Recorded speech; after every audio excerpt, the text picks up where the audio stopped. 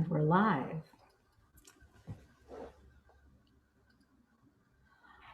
Welcome to Love and Money Secrets TV. I'm your host, Dame Lillian Walker, and today we are diving deep into Chapter 11, Part 2 of Breaking the Habit of Being Yourself. You know what? It is amazing the amount of signs and serendipity that are all around us. It is, I think, very auspicious that we are studying this book right now, that you have chosen over the 400 hours a minute that are uploaded to YouTube every single minute, every single day. That's a vast sea of information, and you chose to break the habit of being yourself and to dive in deep with Dr. Joe's work. And I'm so honored, and it gives me so much joy and love in my heart to be able to share this information with you. And this broadcast, as you know, is being filmed at the height of the COVID pandemic, which is a global phenomenon. It is also during the midst of the Great Awakening for the entire planet. And if there's ever a time that we should break the habit of being ourselves and really go back to being who we were when our souls took this carnal form. And as you know, after we are born, then our parents, our family, our neighbors, our schools, our society alters our persona, and we end up with this default personality, and we don't realize for a long time that we can actually change that. And you've been given the golden keys. With this work, you're able to get back to your true self, to get to that place where you really love yourself. Today, I heard somebody say some words that were expressed in such a profound way. Before we get started, I think it's a great platform and a great premise to call to your attention, because I never heard it languaged that way, and I thought it's so true. And as you know, we talk a lot in this work about self-love. That is the most important relationship that you could ever have with any other individual, with any other being, is the relationship that you have with yourself, and to embrace self-love.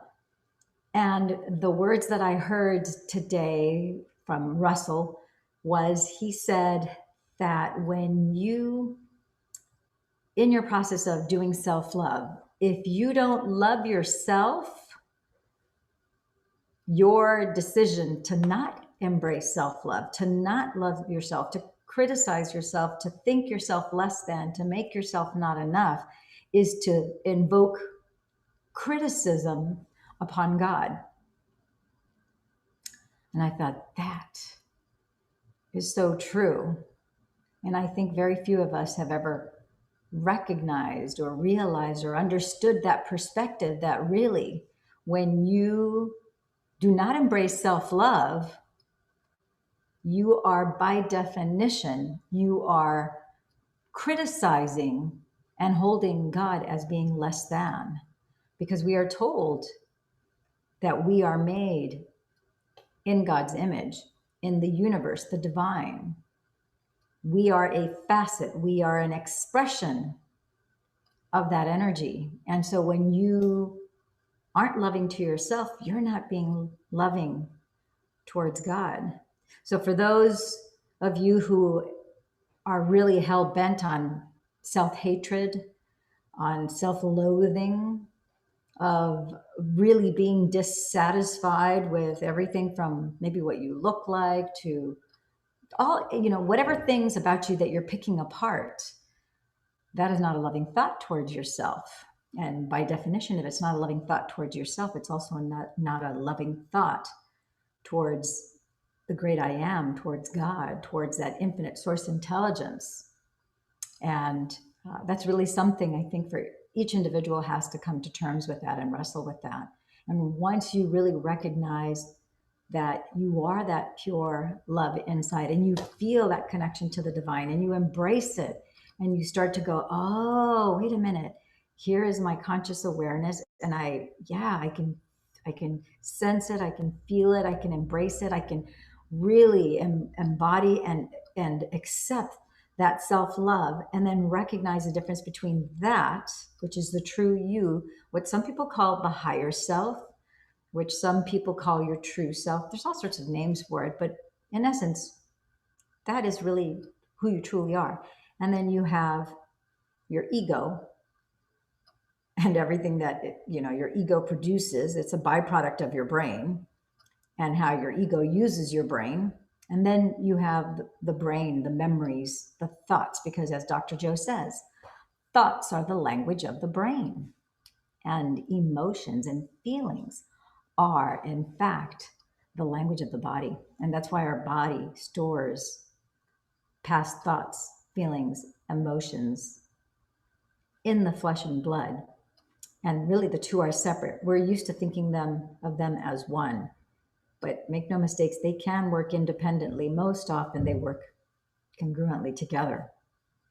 Okay, so let's continue. We left off chapter 11 on page 255. For those of you who are following along in your books, if you would like to see the closed caption on this video, on the bottom right-hand side of your computer screen, where the YouTube channel is, you're going to see two double white C's. Just click on the CC's and you'll be able to view the closed captions and the text of everything that is presented in this video. Okay, opportunity to write. In anticipation of this conversation, write down some things you would like to say in your surrender statement. So examples of surrender statements. Universal mind within me. I forgive my worries, my anxieties, and my small-minded concerns, and I give them to you. I trust that you have the mind to resolve them much better than I could. Arrange the players in my world so that doors open for me. Innate intelligence. I release my suffering and my self-pity to you.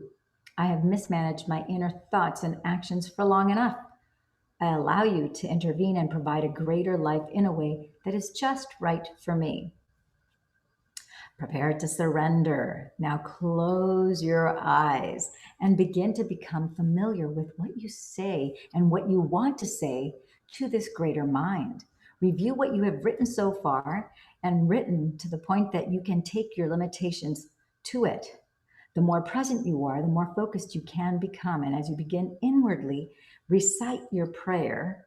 Remember that this invisible unconsciousness, as you begin to inwardly recite your prayer, remember that this invisible consciousness is watchful and aware of you. It notices everything that you think, do, and feel. So ask for help and turn over your unwanted state of mind. Next, ask the universal consciousness to take this part of you and reorganize it into something greater. Once you do, and then hand it over to this higher mind, some people mentally open a door and pass it through.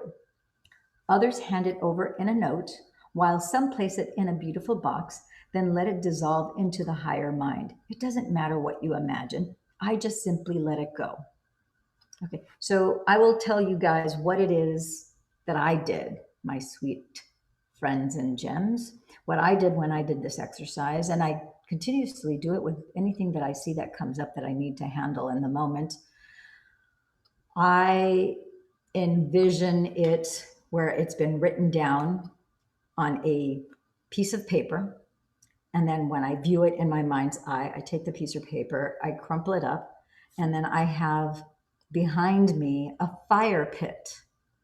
And so when I'm done with it, I take my hand and I throw the paper in the fire pit. And as I observe it, I see that it instantly dissolves in the fire. And that is my process of letting go. And then I thank the divine and I said, thank you, thank you, thank you. I release this now. I surrender it for the greatest good of all, so the highest and best expression and fullest expression of me can come forth now. Thank you. I embrace it. I own it. I got this. And then it's done. Moving on. What matters is your intention, that you feel connected to a very loving universal consciousness and that you begin to become free from your old self with its help.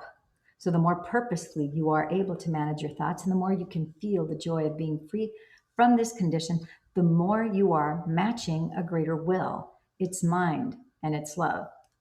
Give thanks. Once you have completed your prayer, remember to give thanks ahead of the manifestation. When you do, you are sending a signal into the quantum field that your intention has already come to fruition. Thankfulness is the supreme state of receivership. So I love, he says that quite often when you listen to him in person. He says, gratitude and appreciation are the ultimate state of receivership. And it really is true. Week 2, guide to meditation. So now you're ready to do your week 2 meditation. Here's a suggested way to move through all the steps you've learned. If you feel that you already did any of these actions while you were reading and journaling, just go ahead and repeat them during your meditations. You may be surprised by the results. First, go through your induction technique and continue to become more and more used to this process to enter into the subconscious mind.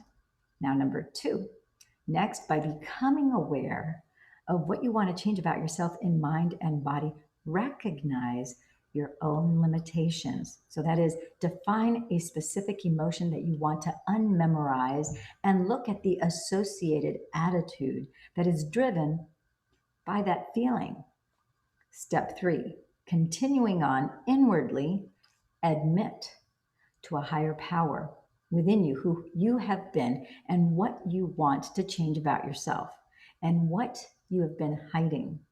Then outwardly declare what emotion you are releasing so that as to free the body from the mind and break the bonds to the elements in your environment. Step 4, finally, surrender this self-limiting state to a greater mind and ask that it be resolved in a way that is right for you. So practice these individual steps regularly during your sessions until they become so familiar to you that they merge into one and one smooth step. Then you will be ready to proceed on. So keep in mind that as you continue to add steps to your meditation process, you will always start by doing the series of 4 intentional actions you just learned. Okay, so that concludes chapter 12. I can't begin to tell you how incredibly powerful this process is. And one of the things that I have found is so incredibly powerful, not only as I do this by myself in my private time alone, in the mornings, in the evenings, but when you are able to share this experience with another person, if you're able to tell your best friend, if you're able to tell, whether your best friend is your friend of the same sex or your best friend who happens to be your lover, your boyfriend, your partner, your fiance, your buddy, but find somebody, or if you have a group of people that you can talk to and share some notes about these things. That is one of the wonderful things that we are very blessed and very abundant in the community with Dr. Joe. I would like to say that it's not limited to just the advanced students. And naturally, the advanced students have a stronger bond because of everything that we've been through together while we're in the monastery, and then post monastery as well. There's a lot of things that go on afterwards, and we're there to support each other. But also in the Dr. Joe community, there's plenty of people who haven't been to his advanced workshops, haven't been to his live events yet, and yet they're doing this work and they are experiencing results. And that community is very active, very vocal, very supportive, very non-judgmental, very non-critical, I must say. It is a very loving community because everybody is seeking the same thing. And there's a lot of compassion, a lot of wisdom, and a lot of love that group naturally brings with them as they show up. So I want to encourage you to have that special person. If you don't have anybody yet, pick somebody that you can open up to and share the signs that you're starting to see, the thoughts, the feelings, the emotions, the insights that are starting to come to you, the nuances that you're picking up, memories that are starting to come back that you didn't, that you completely forgot about. I'm going to share one myself. I had a picture that my mom recently sent to me, And it's me sitting at my piano. I'm a senior in high school. I'm wearing this beautiful white dress because just I had just done a piano competition where I had won, first place. It was like the United States and Canada, and I don't even remember the number of people that were participated in this piano recital competition. And I happened to win just this one. I happened to win first place. But when I saw the picture, what struck me wasn't how much I had changed since I was 18. What took me aback was all the trophies that were on my piano. And I had totally forgotten about, all the trophies that I won. Now, back in those days, they didn't give trophies for participation. You had to be either first place, second place, or third place in order to actually get a physical trophy. And I've always been a very goal oriented, very driven, ambitious, go getter type. And in high school, I was always very accomplished, won tons of awards and scholarships and things like that. And so my piano was completely full with all those trophies. And my mother still has those trophies. I have now the piano, but she still has all those trophies. But I totally forgot about that. And it's so funny because over the years, I've won awards and so forth. But, it's not to be ungrateful or so forth. I'm very appreciative. I'm usually really surprised whenever I do win an award. But, those things do take a lot of space and so forth. And I don't know, it was just, I had really, in my recollection of myself or of who I was during high school and so forth, that's something that kind of was deleted, if you will, from my memory bank.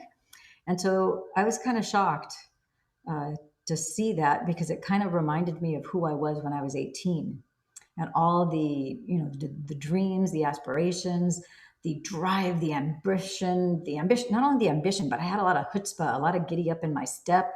I was very focused and nothing was going to stop me from what I wanted to accomplish. And, and so seeing those trophies kind of reminded me of like, oh yeah, I was involved in a lot of extracurricular activities, and so it really was eye-opening to me. And luckily, my best friend, she knew me when I was 18.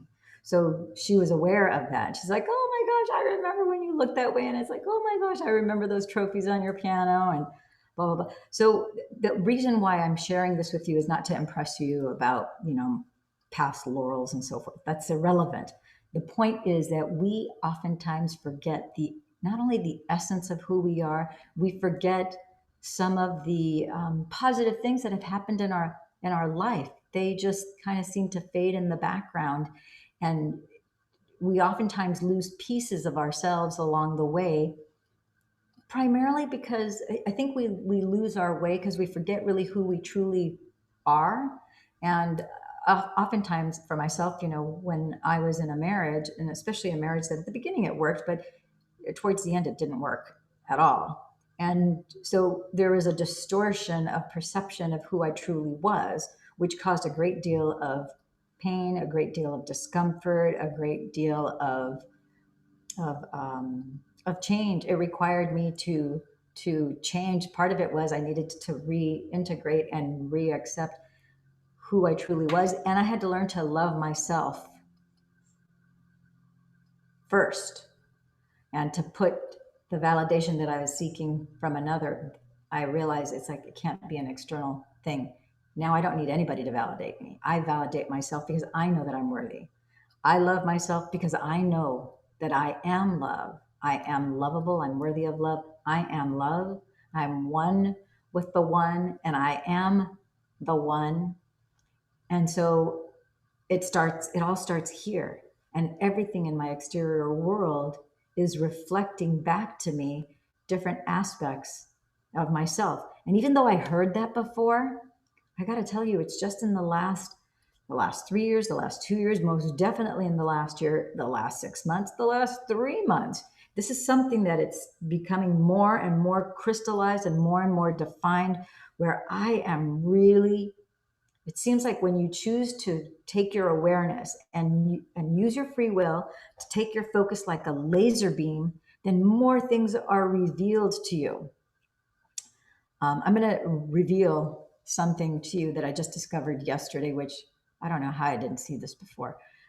And I'm just gonna, I had a waterfall yesterday, and I'm doing a video that is going to share some of those revelations because at the least expected time, I let go of certain things. And then within 24 hours, the next thing I knew, I had this waterfall of insights, and all these things came out yesterday. And then I thought, oh my gosh, I have to do a video, but I was so busy. I had to go meet clients, yada, yada. And then I'm like, okay, I need to make time to make this video. I still have to edit that video. And then more revelations came. And then as I talked to my best friend today, more revelations came. And one of the revelations that I had yesterday that I'm going to share with you is, we're told that the signs are all around us. If you haven't watched yet, there's a movie with Jim Carrey called Bruce Almighty. Funny movie, funny movie. But there is a very strong message in the movie about the great I am does give you signs. If you ask for signs, you're going to get them, and they're all around you. The question is, are you paying attention? Are you noticing the signs? Or are you not seeing them? And so as I went to shower yesterday, I went into my shower, and I don't know why I never really noticed it before. And I read, the maker of my shower heads and so forth. You see the emblem there.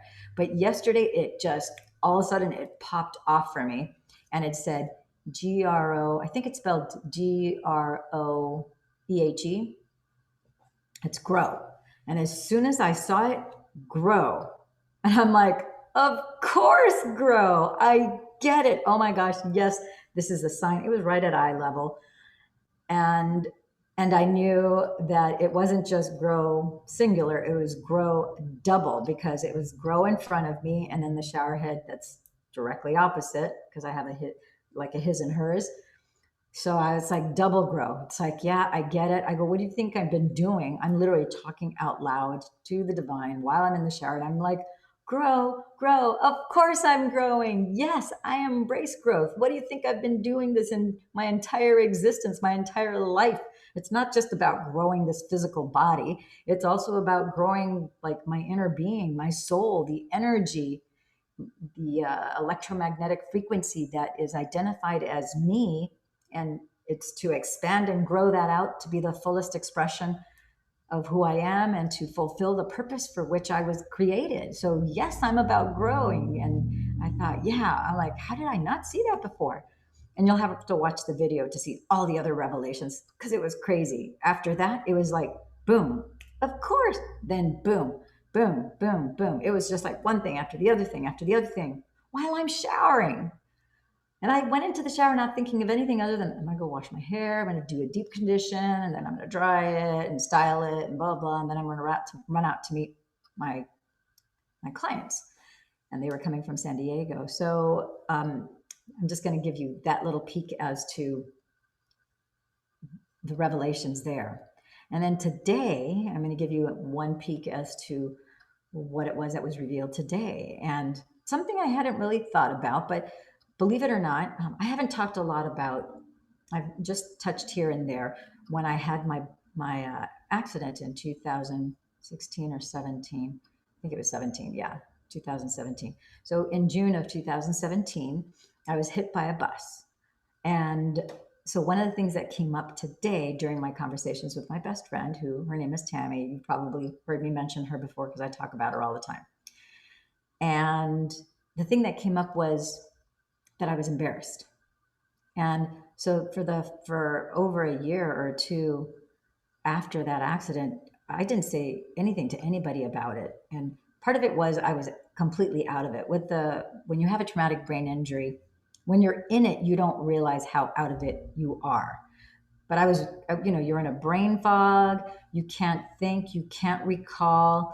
Your decision making is not quite 100%.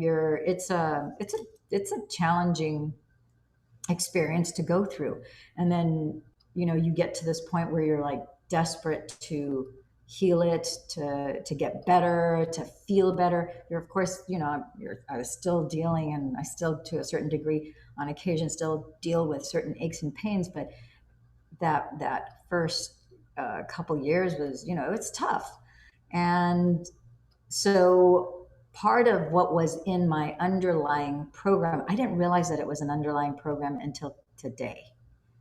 Because, for example, the scar that I have on my leg, well, I mentioned to my friend, and she said to me, I mentioned to her that it's like, it's really embarrassing, to have that. And even though I had some stem cell therapy and so forth, it's not 100% and everything related to that. But as an empath, because she's an empath, she was able to help me talk it through, which is why the reason why I'm telling you this is the value of you being able to share this experience with somebody else, somebody non-critical, non-judgmental, somebody who loves you, somebody who really cares for your highest good, not someone who's trying to fix you, somebody who is there in support of this journey, that you're being vulnerable with them and allowing them to be a co-experiencer in this space and time. And so as we started to discuss it, she's like, wait a minute, we got something here. This is more than just, she goes, it's crazy. You got hit by the bus. You didn't do anything wrong, but you're embarrassed.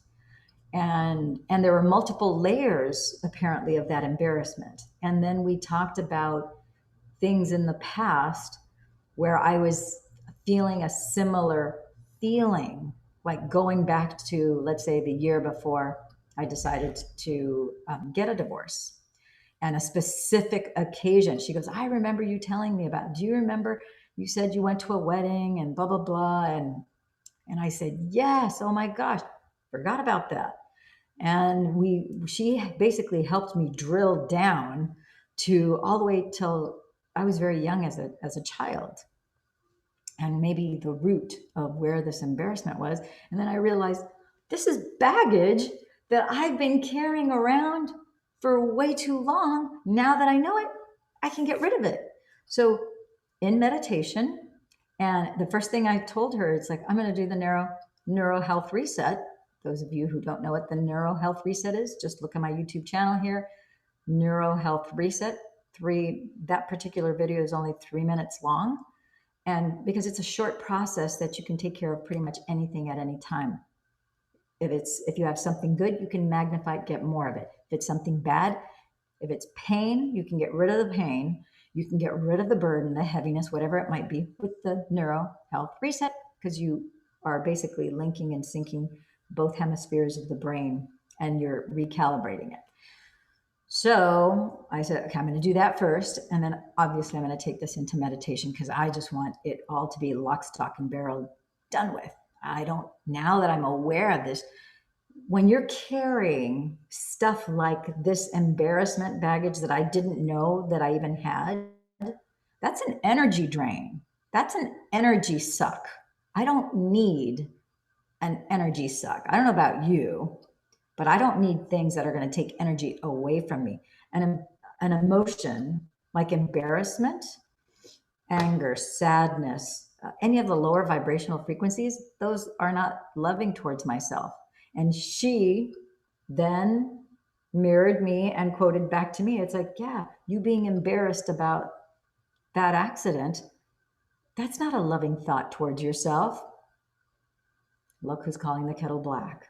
She's right. And I knew in that moment, I knew exactly what I needed to do.